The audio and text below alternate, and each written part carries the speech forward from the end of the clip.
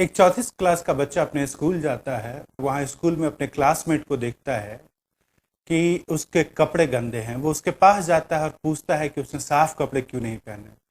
तो वो जवाब देता है कि उसके घर में साबुन या सर्फ नहीं है, या फिर उसके पास, उसके फैमिली के पास इतने पैसे नहीं है कि साबुन या सर्फ खरीद सके, इसलिए उसका ड्रेस गंदा है। ये बच्चा वापस आ जाता है शाम में स्कूल से। जब वो वापस आता है, घर जाता है, घर जाकर वो अपने दादी के बक्से से, उस जमाने में बक्सा हुआ करता था, सूटकेस यू कैन से, बक्से से कुछ पैसे निकालता है, दुकान जाता है, दुकान से सर्फ का एक पैकेट और एक दो साबुन की टिकिया खरीदता है।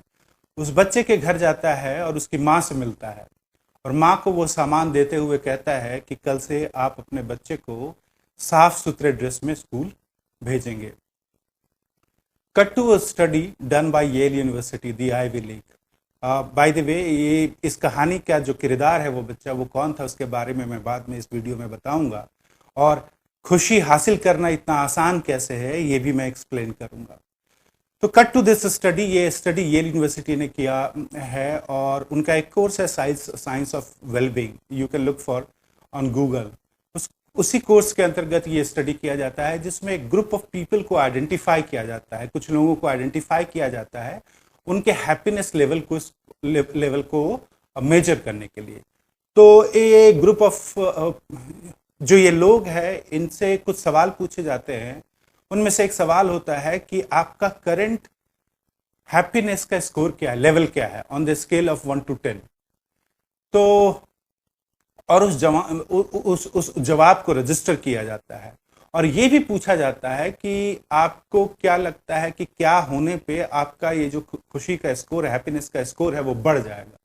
और उसका भी जवाब उनको मिलता है। नाउ एवरीबॉडी सेट कि मेरा स्कोर, मेरा स्केल जो है, मेरा स्कोर जो है वो on the scale of 1 to 10 5 है, या 6 है, 7 है, 8 है, एंड सो ऑन। और सब लोगों ने ये भी बताया कि क्या हासिल कर लूंगा कि मेरा हैप्पीनेस बढ़ जाए। तो किसी ने बताया कि मेरा नेक्स्ट सेमेस्टर में मेरा स्कोर अगर इस लेवल पे आ गया तो मेरी खुशी बहुत बढ़ जाएगी। किसी ने बताया कि मुझे बाइक खरीदनी है, मैं अगर बाइक खरीद ली तो मेरी खुशी का स्कोर बढ़ जाएगा। किसी ने बताया अगर मैं कार खरीद ली तो बहुत खुश हो जाऊंगा जिंदगी में। किसी ने बताया मैं घर खरीदने की कोशिश कर रहा हूं और अगर वो घर मिल जाए तो मैं काफी खुश हो जाऊंगा। इन सारे स्टेटमेंट को लेके कोलेट किया गया और उनके हैप्पीनेस स्कोर को भी रजिस्टर किया गया। कुछ महीनों बाद फिर दोबारा उन लोगों का इंटरव्यू किया गया और पूछा गया कि now you have achieved what you wanted to achieve, अब आपका हैप्पीनेस स्कोर क्या है। तो इन सभी ने, जिन्होंने कहा था मेरा स्कोर अगर नेक्स्ट सेमेस्टर में बढ़ जाए, तो उनका स्कोर हैप्पीनेस वो उनका स्कोर बढ़ गया था, मार्क्स बढ़ गए थे। तो अब जो उनका हैप्पीनेस का स्कोर था वो भी बढ़ा हुआ था। अगर इफ दैट पर्सन सेड कि मेरा 5 है, तो अब उनका 8 हो गया था, 7 हो गया था, इस तरह से। इसी तरह से बाइक खरीदने वाले, कार खरीदने वाले, घर खरीदने वालों के साथ भी था, उनका भी हैप्पीनेस लेवल बढ़ चुका था। लेकिन अब जो तीसरा पड़ाव आता है, उस तीसरे पड़ाव में कुछ महीनों बाद फिर उन लोगों के पास जाया जाता है और पूछा जाता है कि अब आपका हैप्पीनेस स्कोर क्या है, विदाउट एनी चेंज। तो ये पाया गया कि उनका स्कोर तो वो चीजें हासिल करने के बाद बढ़ गई थी, लेकिन कुछ महीने, कुछ हफ्तों के बाद फिर से वो स्कोर वापस या तो उस लेवल पे आ गया था जिस पे वो शुरू में थे, या फिर उससे भी कम हो गया था। तो जो खुशी उनको मिली थी वो परमानेंट नहीं थी, वो मोमेंट्री था। वो खुशी मोमेंट्री था, वो सस्टेन नहीं किया। कुछ हफ्तों, कुछ महीनों के बाद वो कम हो गया। फॉर एग्जाम्पल, जो सेमेस्टर में जिसको स्कोर बहुत अच्छा आया था, वो कुछ हफ्तों बाद उसका जो हैप्पीनेस स्कोर था वो वापस उस लेवल पे आ गया। जिसने गाड़ी खरीदी थी उसका 1 महीने बाद आ गया, कि जिसने घर बनाया था उसका 6 महीने बाद आ गया। इस तरह से हुआ। तो अब ये देखिए कि ये सारी चीजें जो हैं, एक इंसान के जिंदगी में ये सारी चीजें मैटर करती हैं। किसी को एग्जाम मैटर करता है, उसी इंसान के लिए बाइक और कार और घर सब कुछ मैटर करता है। जिंदगी के डिफरेंट डिफरेंट पड़ाव होते हैं उसमें। तो अब ये समझना, ये बड़ी अजीब सी बात है कि अगर एक इंसान ये सारी चीजें हासिल करते जा रहा है जिंदगी में, फिर भी वो खुश क्यों नहीं है, और वो खुशी मोमेंट्री क्यों है। वो जो खुशी मिल रही है वो मोमेंट्री है, वो लॉन्ग टर्म के लिए सस्टेन नहीं करता है। तो इसका मतलब है कि खुशी कहीं और लाई करता है। जो इटर्नल खुशी होता है, इंटरनल खुशी होता है, जो सस्टेनेबल खुशी होता है, वो कहीं और लाई करता है। इससे ये प्रूफ होता है। और येल यूनिवर्सिटी का ये जो फाइंड रिसर्च है वो इसी चीज पे केंद्रित है कि आखिर खुशी का मेन सोर्स क्या है, right. Then there was another thing as part of that study, जिसमें कि जो खुशी का लेवल था वो सस्टेनेबल था। उसको अचीव करने के बाद उस बंदे के साथ वो जो खुशी थी वो सस्टेनेबल खुशी थी, वो लॉन्ग टर्म के लिए रही। ऐसा नहीं कि वैनिश हो गया कुछ हफ्ते या कुछ महीनों के बाद।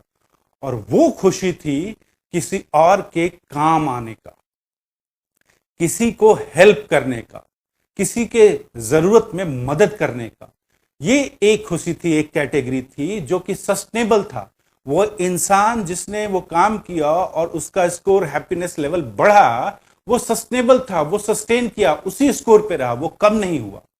दूसरी बात, ये सारी चीजें, गाड़ी खरीदना, घर खरीदना, बाइक खरीदना, इन सारी चीजों को जब दोबारा उनको याद दिलाया गया कि at that point of time you bought a house, you bought a car, you bought a bike, how does it feel today. तो उनमें से बहुत सारे लोगों ने बताया, some other people said कि it was good at that point of time but it doesn't make any difference right now। कुछ लोगों ने बताया कि मेरा गलत डिसीजन था, मुझे उस समय ये काम नहीं करना चाहिए था।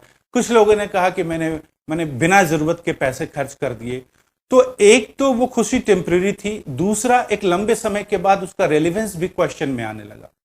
लेकिन ये जो खुशी थी जो किसी को मदद करने से मिल रही थी, वो 10 साल बाद, 20 साल बाद भी जब एक इंसान याद करता है तो उसके चेहरे पे खुशी आती है, मुस्कान आती है, ना कि कोई रिग्रेट होता है या कोई ऐसा कि नहीं मैंने गलत किया, ऐसा नहीं होता है। तो उस फाइंडिंग में यही बात आई कि जो सबसे सस्टेनेबल खुशी है वो है किसी की मदद करने के बाद जो खुशी हमें मिलती है।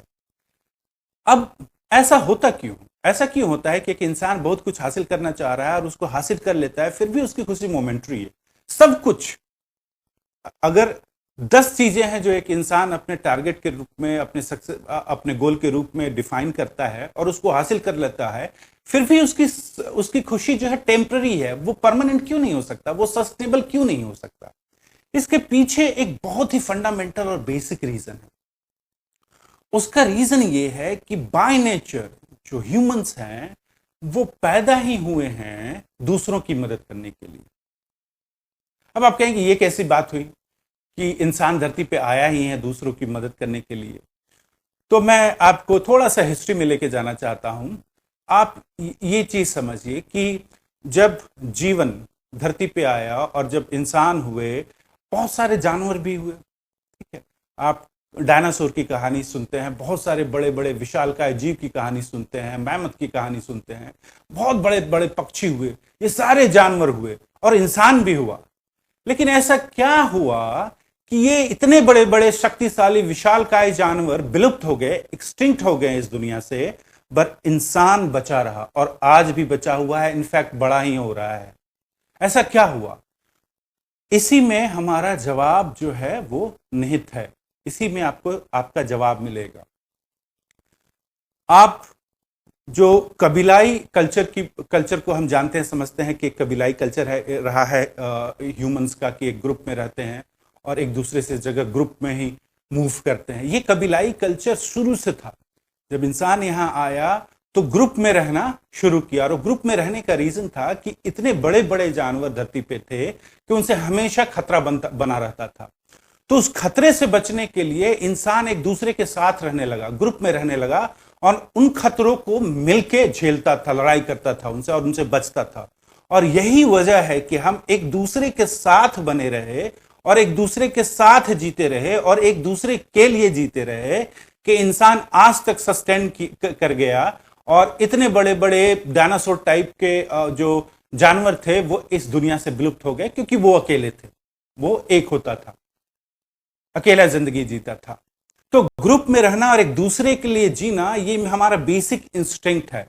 लेकिन इसमें बदलाव इतना आया, चाहते या ना चाहते हुए भी हम करते क्या है, हमारा समाज आज के डेट में ऐसा बन गया है कि हमें ये सिखाया जाता है कि अपने बारे में सोचो। पहले कम से कम ये सिखाया जाता है कि पहले अपने बारे में सोचो, फिर दूसरे के बारे में सोचना। बट हकीकत ये है कि अपने बारे में सोच कर कोई फायदा है नहीं। उसका रीजन ये है कि अपना खुद को सस्टेन करना बहुत आसान होता है, आप आसानी से जिंदगी जी लेंगे। एक कुत्ता भी जो होता है अपनी जिंदगी जी लेता है। बातें वहां मायने करने लगती है जहां आप दूसरे के लिए जीना सीख जाते हैं। तो हमारे साथ हुआ क्या है कि चाहे अनचाहे हमारा परिवार, हमारा आसपास का माहौल, हमारा समाज ये सिखा देता है कि आपको अपने लिए जीना है, और अपने जीने के बाद कुछ ऐसा हो तो दूसरे के काम आना है। और ये हमारे ह्यूमन नेचर के बिल्कुल अगेंस्ट है, ये हमारे ह्यूमन नेचर के बिल्कुल अगेंस्ट है। लेकिन इतना डीप रूटेड हो गया है कि now it has become part of our genes, और हम एक दूसरे के लिए जीना बंद कर चुके हैं। यही वजह है कि आप समझिए, यही वजह है कि ह्यूमन बेसिक नेचर है ये, कि हम जब किसी की मदद करते हैं, किसी के काम आते हैं, किसी के दुख में साथ खड़े होते हैं तो हमें खुशी मिलती है।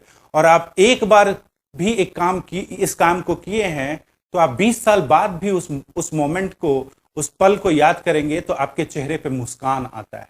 दूसरी बात ये समझिए, मैं थोड़ा और ऐड करना चाहता हूं कि आज समाज में जितनी भी बुराइयां हैं या अपराध है, उसका ये एक बेसिक रीजन है कि हम एक दूसरे के लिए जीना बंद कर चुके हैं।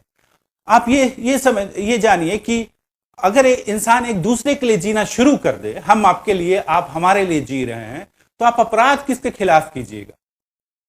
आप बुराई किसके खिलाफ कीजिएगा? आप बुराई तब कर रहे हैं जब मैं अपने लिए जी रहा हूं, आप अपने लिए जी रहे हैं, तो मैं आपके खिलाफ बुराई करूंगा या अपराध करूंगा, या आप मेरे खिलाफ बुराई करेंगे या अपराध करेंगे। लेकिन जब हम एक दूसरे के लिए जी रहे हैं तो हम तो बुराई कर नहीं सकते, अपराध कर नहीं सकते, क्योंकि उसमें तो हमारा ही घाटा है।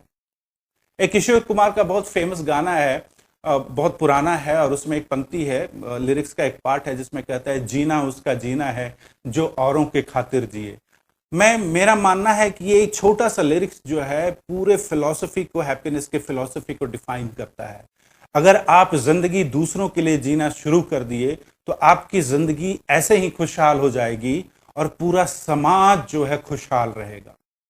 तो मैंने जो कहा कि हैप्पीनेस अचीव करना बहुत आसान है, उसका रीजन यही है कि आप जिस दिन लोगों के काम आना शुरू कर देंगे, मदद करना शुरू कर देंगे, दूसरों के लिए जीना शुरू कर देंगे, आपके अंदर खुशी ऐसे ही भर भर के आएगी।